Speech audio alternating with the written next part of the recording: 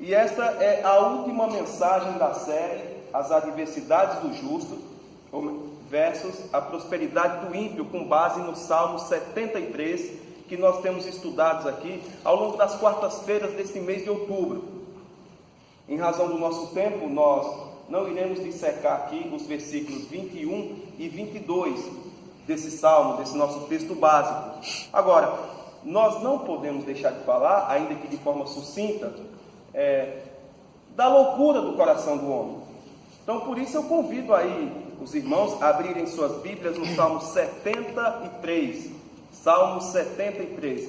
Nós faremos a leitura dos versículos 21 e 22. Vamos ver um pouco aqui sobre a loucura do coração do homem. Eu farei a leitura e aqueles que têm aí suas Bíblias acompanham esta leitura. Assim diz a palavra do Senhor. Versículo 21. Quando o coração se me amargou e as entranhas se me comoveram, eu estava embrutecido e ignorante. Era como irracional a tua presença. Temos dito aqui que as adversidades da vida têm o potencial de atingir o nosso coração, de modo a nos roubar a nossa capacidade de reflexão. E exatamente em momentos como esse, nós tendemos a agir segundo o nosso próprio entendimento, esquecendo-nos de que a sabedoria deste mundo é loucura diante de Deus. E aqui eu queria perguntar se você reconhece que naquilo que você pensa, de forma diferente da vontade de Deus que está revelada na palavra de Deus, que isso é fruto de um coração embrutecido e ignorante. Você reconhece que naquilo que você pensa de modo diferente do que está revelado na palavra de Deus, é fruto de um coração embrutecido e ignorante?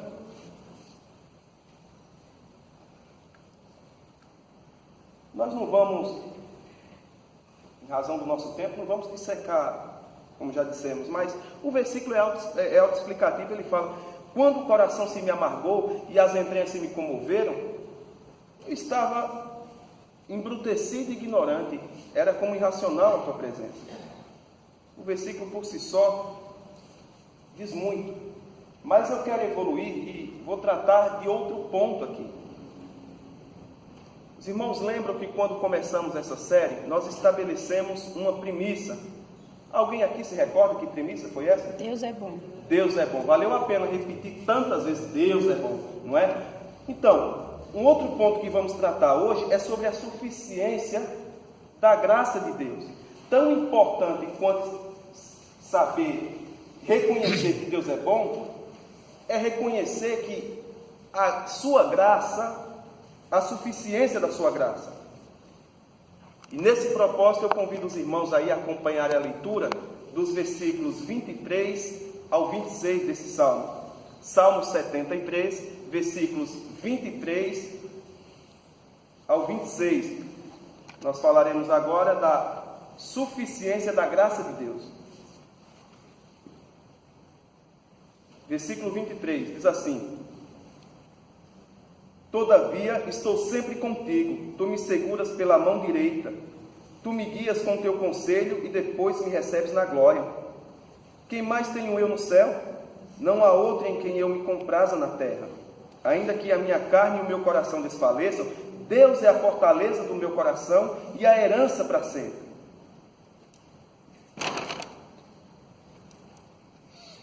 O segredo do salmista para não sucumbir diante das adversidades da vida, não se desviar dos caminhos do Senhor, ou quem sabe até apostatar da fé, ele revela aqui para nós, ele fala: todavia, sempre estou contigo. Você está sempre com Deus? Eu não estou perguntando se Deus está sempre com você. Olha o que o salmista fala.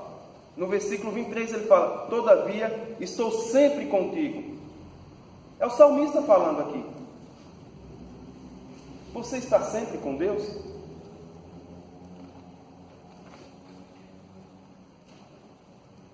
E por que nós devemos sempre estar com Deus? Porque é Deus que nos sustenta nos nossos momentos de dificuldade, de aflição.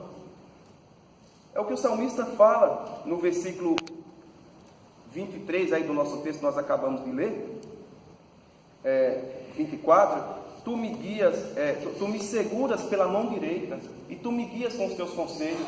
A pergunta que eu quero fazer é: os conselhos do Senhor têm guiado você? Você tem se permitido ser guiado pelos conselhos do Senhor?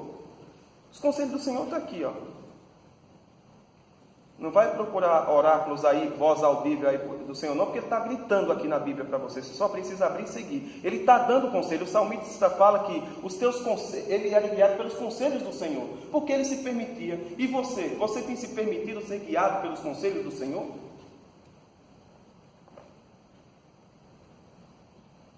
Deus nos sustenta. Ele estende as suas mãos em nossa direção.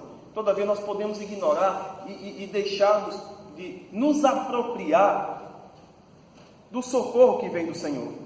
Ele diz: tu me seguras pela mão direita, tu me guias com o teu conselho e depois me recebes na glória. Agora, você já reparou que tem pessoas que nos momentos de adversidade, de dificuldades, a primeira coisa que faz é: não vou mais à igreja. Davi, mas eu venho à igreja todos os domingos, participo do culto de oração, frequento a escola bíblica e minha vida não deslancha. Nada que eu faço prospera, só dá tudo errado. Ei, mas é em momentos, em situações como essa, que você precisa se estreitar ainda mais o seu relacionamento com Deus. O pastor mesmo falou aqui para nós, lá citando 1 Coríntios 10:13, que diz: Deus é fiel e não permitirá que sejais tentado além das vossas forças, pelo contrário, juntamente com a tentação, vos proverá livramento. É Deus que nos sustenta. Era Deus quem segurava com a mão direita o salmista. Mas se nas dificuldades da vida você deixa de vir à igreja, não lê a Bíblia regularmente mais, sequer tem um tempo de qualidade para oração, separa um tempo de qualidade de oração, como que você vai suportar suas dificuldades quando vierem? Porque elas vêm. As dificuldades vêm. Então, é nos momentos de dificuldades que nós devemos buscar ainda mais a presença de Deus. E não fazer o contrário, como a gente vê por aí. Às vezes até aqui dentro, pessoas salvas. Ou muitos têm pensado, como falei agora há pouco, eu frequento os cultos, venho no culto de oração, escola bíblica dominical, nos 2 cultos do domingo, e ainda assim a minha vida é só castigo. Eu quero lhe dizer, se com Deus você está passando sofrimento, imagina sem Ele. Mas eu quero lhe dizer mais, nós já vimos aqui, com ou sem Deus, as aflições vocês terão. A diferença é que com Deus, Ele provê o livramento. E você poderá suportar se você se apropriar dos livramentos que o Senhor dá. A força, o escape. E você supera, porque aí você se apropria daquela frase de Jesus: eu venci o mundo. No mundo tereis aflições. Com ou sem Deus, no mundo tereis aflições. Mas com Deus, você tem a promessa: eu venci o mundo. Daí a necessidade de buscarmos com maior intensidade a presença do Senhor nesses momentos.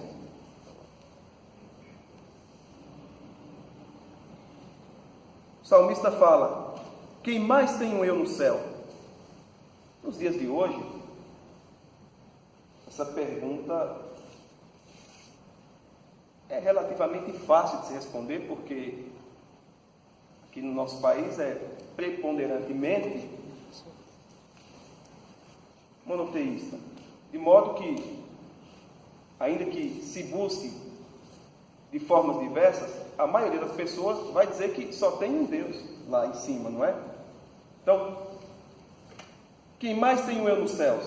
Mas a gente tem aprendido aqui o tempo todo sobre os ídolos do nosso coração. Os ídolos do nosso coração pode ser o nosso Deus. Talvez o seu Deus seja a segurança financeira, o dinheiro no bolso. Quero acreditar que você já tenha ouvido aí alguma vez alguém falar Meu Deus é meu dinheiro no bolso, porque eu estando com meu dinheiro no bolso, eu resolvo o meu problema. Eu quero viajar, tenho dinheiro no bolso, eu viajo. Meu Deus é o meu dinheiro. Pode ser outra coisa, o seu Deus. Mas o salmista ele fala: que mais tenho eu nos céus?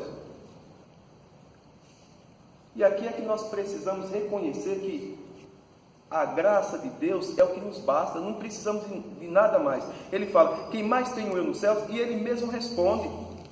Ele fala: não há nenhum outro em quem eu me compraza na terra. O que tem te dado satisfação? Ele fala: não há nenhum outro em quem eu me compraza. Ainda que a minha carne e o meu coração desfaleçam, as circunstâncias aqui não são favoráveis, mas ainda assim, Deus é a fortaleza do meu coração e a minha herança para sempre. A suficiência da graça de Deus para a vida do salmista. Aí eu lhe pergunto: e para você, a graça do Senhor é suficiente?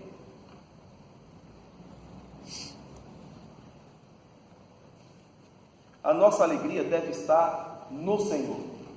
O apóstolo Paulo ele fala: alegrai-vos sempre no Senhor. Sempre, sempre. Alegrai-vos sempre. Quando as circunstâncias forem favoráveis, sim, sempre inclui, inclusive, as circunstâncias favoráveis. Mas algo que devemos notar aqui é que o apóstolo Paulo, quando escreve isso lá em Filipenses 4:4, não precisamos ir lá, alegrai-vos sempre no Senhor, inclusive ele está encarcerado. E não é só isso, é esse mesmo Paulo que, após ser chicoteado e lançado no cárcere, porque ele merecia, não injustamente. E o que ele fez? Pregou a palavra do Senhor e por isso estava pagando dores físicas, sendo chicoteado e lançado no cárcere. Sabe o que ele faz? À meia-noite, poderia até estar sentindo frio, não sei como estava lá a situação, mas imagina, depois de ser apanhado, chicoteado, lançado no cárcere injustamente, ele está lá orando e cantando louvores para Deus. A situação estava fácil? Depois de você apanhar injustamente, parar na cadeia por causa da pregação do Evangelho, o único pecado que ele cometeu foi esse, era pregar o Evangelho. Lá para aquele povo que tinha feito isso com ele. Esse era o pecado dele. E por isso, mesmo nessa situação, ele está lá, orando e cantando louvores ao Senhor. Mas, e você, qual tem sido a sua atitude em meio aos problemas desta vida? Muitos dos quais, de forma até justa ou injusta, independente disso, vimos que o Paulo estava sofrendo aqui injustamente. Ele estava orando e cantando louvores ao Senhor. Nos momentos de dificuldade, você tem orado e cantado louvores a Deus?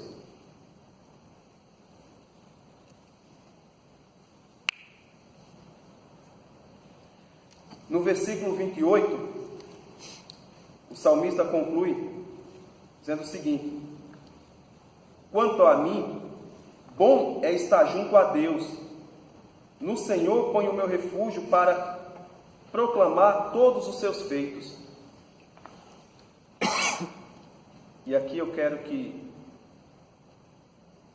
ao olhar para as dificuldades da vida, você possa chegar à mesma conclusão do salmista. Que você reconheça que Deus, que é bom estar junto de Deus. Estou com dificuldade, me apego ainda mais a Ele. Já falei, dificuldade você vai passar com ou sem Deus. Com Ele é mais fácil, porque você consegue superar. Eu venci o mundo. Que você reconheça então que é bom estar junto a Deus, como o salmista fala aí no versículo 28, e que você deposite suas esperanças no Senhor e faça dele o seu refúgio e proclame a salvação que há em Cristo Jesus. E estamos caminhando para o nosso encerramento, e eu gostaria de fazer um breve resumo do que vimos ao longo dessa semana. E que antes de olharmos para as adversidades da vida, precisamos ter muito bem estabelecida a premissa de que Deus é bom. Não importa a circunstância, Deus é bom. Isso tem que estar muito bem estabelecido. E devemos também estar apercebidos de que dos perigos e a irracionalidade das comparações nos momentos de angústia, certos de que ninguém está sempre bem, assim como ninguém está sempre mal. Nós falamos disso aqui nas semanas anteriores, e que antes de compartilharmos as nossas experiências, sentimentos, lutas e etc., precisamos discernir aquilo que é útil para a edificação minha e daqueles que estão ouvindo também. Vimos que a receita infalível para a compreensão das dificuldades da vida é olhar para o ciclo completo da existência humana e não apenas para esta vida ou parte dela. Nós vimos semanas anteriores e também falamos um pouco aqui, que a sabedoria humana é loucura diante de Deus.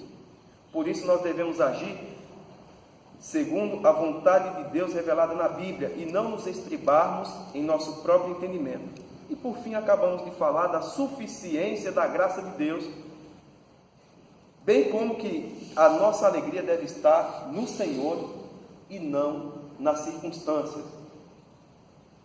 Que os irmãos guardem essa palavra e estejam prontos e certos de que venceremos. Assim como Cristo venceu o mundo, nós também venceremos todas as adversidades com o Senhor. Estejamos sempre com Ele.